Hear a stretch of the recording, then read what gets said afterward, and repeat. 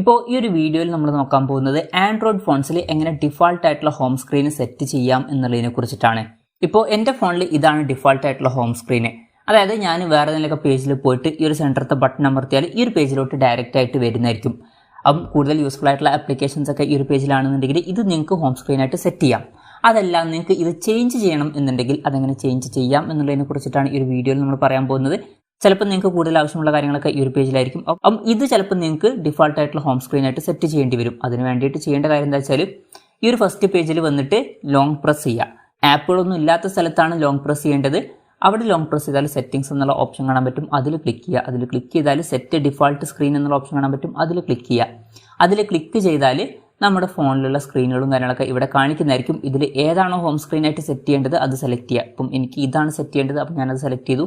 അത് കഴിഞ്ഞിട്ട് ഞാൻ ബാക്ക് അടിക്കുകയാണ്.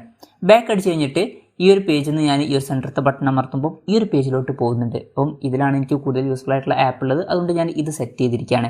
അപ്പം ഇങ്ങനെ നമുക്ക് വളരെ സിമ്പിളായിട്ട് ആൻഡ്രോയിഡ് ഫോൺസിൽ ഡിഫാൾട്ട് ആയിട്ടുള്ള ഹോം സ്ക്രീന് ചേഞ്ച് ചെയ്യാവുന്നതാണ്. ഈ ഒരു വീഡിയോ നിങ്ങൾക്ക് യൂസ്ഫുൾ ആയി എന്ന് വിചാരിക്കുന്നു. എന്തായാലും ഈ ഒരു വീഡിയോ പറ്റിയിട്ടുള്ള നിങ്ങളുടെ ജെന്യുവൻ ആയിട്ടുള്ള അഭിപ്രായം ജസ്റ്റ് ഒന്ന് കമൻറ്റ് ചെയ്യുക. അതുപോലെ തന്നെ ഇതുപോലുള്ള വീഡിയോസ് ഇനിയും കാണാൻ താല്പര്യമുണ്ടെന്നുണ്ടെങ്കിൽ ഈ ചാനൽ സബ്സ്ക്രൈബ് ചെയ്യാവുന്നതാണ്.